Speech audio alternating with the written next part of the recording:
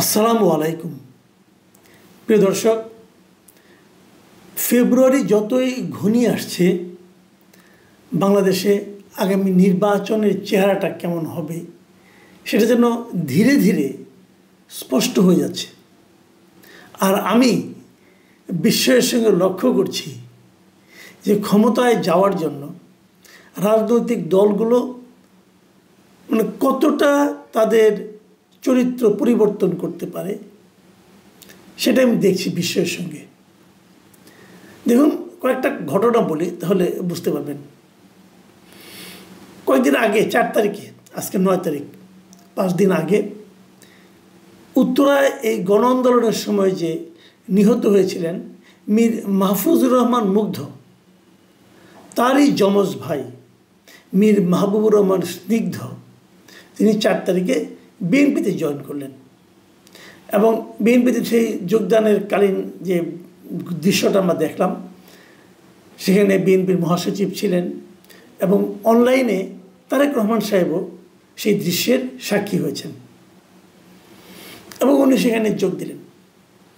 কোনো সন্দেহ নেই যে মীর মুগ্ধ যিনি মারা গিয়েছিলেন তিনি আমাদের এই গণ আন্দোলনের একটা আইকনে পরিণত হয়েছিলেন।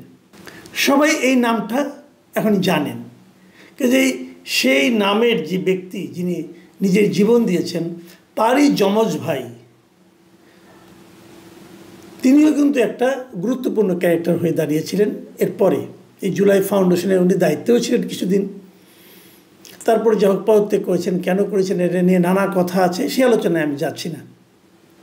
কাজেই রাজনীতিতে এই নামটা, এই ক্যারেক্টারটা অবশ্যই একটা বিএনপির জন্য একটা প্লাস পয়েন্ট হিসাবে আমি মনে করি হয়েছে। পাশাপাশি স্নিগ্ধর জন্য এটা একটা প্লাস পয়েন্ট, একটা বড় দলে উনি যোগ দিতে পেরেছেন, এ পর্যন্ত ঠিক আছে। কিন্তু তারপর শুনলাম তিনি নাকি উত্তরার থেকে বিএনপির ক্যান্ডিডেট হচ্ছেন। এটা শুনে আমি প্রথমে একটু হোঁচট খেলাম এই কারণে যে স্নিগ্ধ তো আগে বিএনপি করতেন না, কখনোই করতেন না।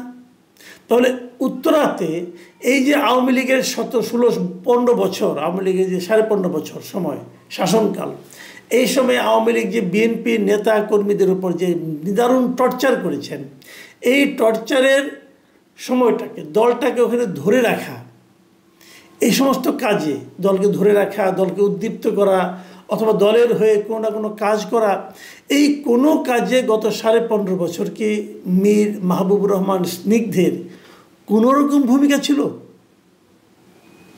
না। এখন যদি স্নিগ্ধ সামনে বিএনপির নমিনেশন পেয়ে যান, উনি নির্বাচিতও হবেন এবং তখন কিন্তু এই এলাকায় বিএনপির যারা রাজনৈতিক নেতাকর্মী যারা আছেন তারা কিন্তু স্নিগ্ধকে নেতা মেনেই কাজ করতে হবে। তাদেরকে এমন একজন লোককে নেতা মানতে হবে যে লোকটা তাদের বিপদের সময় ছিল না, তাকে এখনো প্রশ্ন ওঠে না। উনি কি বিএনপির রাজনীতিটা খুব ভালো বোঝেন? যিনি রাজনীতি করেনি নাই তিনি কি করে বুঝেন আমি এটা মানব? তাহলে তাকে দেওয়াটা কেন? অনেক সময় এমন হয় যে এমন একজন মধ্যপন্থার লোককে আনতে হয় যে নাকি নির্বাচনে বিজয়ের ক্ষেত্রে ভালো ভূমিকা রাখে। সন্দেহ নাই মীর স্নিগ্ধ এই সময় ওরকম একটা ভালো ভূমিকা রাখতে পারবে, কারণ ওনার নামেরও একটা কিন্তু গুরুত্ব আছে। প্রশ্ন হচ্ছে, এখন কি নির্বাচনের মাঠ বিএনপির জন্য অতটা প্রতিদ্বন্দ্বিতামূলক? যদি স্নিগ্ধ এখানে নির্বাচনে লড়াই প্রার্থী না হন তাহলে কি এখানে বিএনপি হেরে যাবে? হয়তো বলবেন বিএনপি লিডার সেরকম ভালো কেউ নাই, এটাও আমি বিশ্বাস করি না। বিএনপি লিডার ভালো অবশ্যই আছে, যাকে দেখা যাচ্ছে হয়তো তাকে নিয়ে আপনাদের আপত্তি আছে, সে হয়তো প্রচুর চাঁদাবাজি করেছে, অমুক করেছে, তমুক করেছে, তাকে দিয়েন না। ওখানে বিএনপির নিবেদিত প্রাণ কেউ না কেউ তো আছে, এত বড় দল থাকবে না? থাকবে। বরঞ্চ আপনারা যদি, যার প্রতি আপনাদের আপত্তি আছে, যদি এমন কেউ থাকে যে নাকি দলের বড় পদে আছে কিন্তু তার ভূমিকা এই সময় ভালো ছিল না, চাঁদাবাজির সঙ্গে জড়িয়ে গিয়েছিল, দখলদারিত্বের সঙ্গে জড়িয়ে গিয়েছিল, যদি এমন কেউ থাকে তাকে নমিনেশন দিয়েন না। বরঞ্চ তাকে দেখিয়ে দলের জন্য নিবেদিত প্রাণ সৎ এমন একজন বিএনপির কর্মীকে অথবা বিএনপির নেতাকে অথবা বিএনপির সমর্থককে তুলে নিয়ে আসেন, এনে তাকে মনোনয়ন দেন। তাতে কি হয়, চাঁদাবাজির যে কি শাস্তি সেটাও তারা বুঝতে পারে এবং বিএনপির দলের জন্য নিবেদিতভাবে কাজ করার কি মূল্যায়ন, সেটাও লোকে বুঝতে পারে। কিন্তু যদি আপনার কোনোটা না করে সম্পূর্ণ বাইরের একজন লোককে এনে লটারি পাওয়ার মতো করে মনোনয়ন দিয়ে দেন, সেক্ষেত্রে কি হয়, কোনো মেসেজ কিন্তু কারো কাছে যায় না। দলের কেউ কিন্তু বুঝতে পারে না যে কী কারণে কি হয়ে গেল। তাদের এতদিনের যে ডেডিকেশন, তার কী মূল্যায়ন হলো, এটা কিন্তু দলের কেউ বুঝতে পারে না। মানুষের মধ্যে হতাশা তৈরি হয় এবং তারা তখন ওই ছোট নেতা হিসাবে অথবা আঞ্চলিক লিডার হিসাবে তারা কিন্তু নানা ধরনের দুর্নীতিপরায়ণ কাজে, চাঁদাবাজিতে লিপ্ত হয়ে পড়ে। এই কিছুই তো হলো না, তাহলে এটা করে কিছু দূর অগ্রসর হই। আমি মনে করি বাংলাদেশের যে এই যে আপনার দায়িত্বে যাওয়ার পরেই যে লুটপাটের একটা রাজনীতি শুরু হয়, তার বীজটা কিন্তু এভাবে বোনা হয়। তো এই প্রশ্নটা কিন্তু যখন থাকছে, যখন এই প্রশ্নটা নিয়ে আলোচনা চলছে, এর মধ্যে আমার সঙ্গে একাধিক লোকে আলোচনা হয়েছে এবং স্নিগ্ধও দেখলাম, উনি বললেন যদি ওনাকে সুযোগ দেওয়া হয় তাহলে উনি বিএনপির উত্তরা থেকে নির্বাচন করতে চান বিএনপির হয়ে। মানে উনিও মেন্টালি এক ধরনের প্রিপারেশন আছে এবং ওই এলাকায় বিএনপি এখনও কাউকে নমিনেশন দেয়নি। তাহলে ধারণা করা হচ্ছে যে স্নিগ্ধ হয়তো নমিনেশন পেতে যাচ্ছেন। ঠিক একই রকম আরেকটা ঘটনা আজ ঘটল। সেই ঘটনাটা কি? সেই ঘটনা হলো এই সরকারের একজন উপদেষ্টা, খুবই আলোচিত এবং খুবই বিতর্কিত একজন উপদেষ্টা, আসিফ মাহমুদ সজীব ভুঁইয়া। উনি আবার ছাত্র প্রতিনিধি হিসাবে কিন্তু এই ক্যাবিনেটে যুক্ত হয়েছেন। সে আসিফ মাহমুদ সজীব ভুঁইয়া, ওনার বাড়ি হলো কুমিল্লার মুরাদনগরে। ওখান থেকে তার ভোটার তালিকাটা ভোটার হিসাবে উনি ধানমন্ডিতে অন্তর্ভুক্ত হওয়ার জন্য আজকে আবেদন করলেন। উনি আর ওখানে ভোটার থাকবেন না, ধানমন্ডি এলাকার ভোটার হবেন। উনি কি ধানমন্ডি এলাকায় থাকেন? না, থাকেন না। উনি মুরাদনগরও থাকেন না, বাট ওটা গ্রামের বাড়ি, ওখানে ছিলেন একদিন।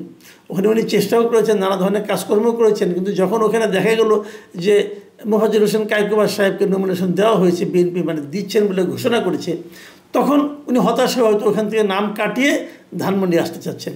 মুরাদনগরে ভোটার থাকলে যে ধানমন্ডিতে প্রার্থী হওয়া যাবে না তা কিন্তু নয়। কিন্তু আসিফ মাহমুদ সজীব ভুঁইয়া ব্যাখ্যা দিয়েছেন যে যেহেতু আমি ওখানে নির্বাচন করব না, আমি ঢাকায় নির্বাচন করব, অতএব আমার ভোটটা ওখানে নষ্ট করে লাভ কী। খুব স্বাভাবিক, খুব লজিক্যাল কথা কিন্তু। কারণ উনি যদি ঢাকায় প্রার্থী হন, উনি তো নির্বাচনের দিন এখানেই থাকবেন, তো উনি তো মুরাদনগরে যে ভোট দিতে পারবেন না, কিন্তু ভোটটা তো নষ্ট হবে ওখানে। দিস ইজ গুড ডিসিশন, আমার কোনো সন্দেহ নেই। কিন্তু আমার কথা হলো, আমি যতদূর জানি উনি থাকেন তেজগাঁও থানার দিকে, তো উনি তাহলে ধানমন্ডিতে এলেন কেন? ওখানে কিন্তু তেজগাঁওর ওখানে কিন্তু একজন প্রার্থী দিয়ে দিয়েছেন, বিএনপি দিয়ে দেওয়া হয়েছে, ধানমন্ডি এলাকায় দেয়নি কাউকে। তাহলে কি ধানমন্ডিতে উনি আসছেন এই কারণে যে এখান থেকে উনি নমিনেশন নিতে চান, নির্বাচন করতে চান?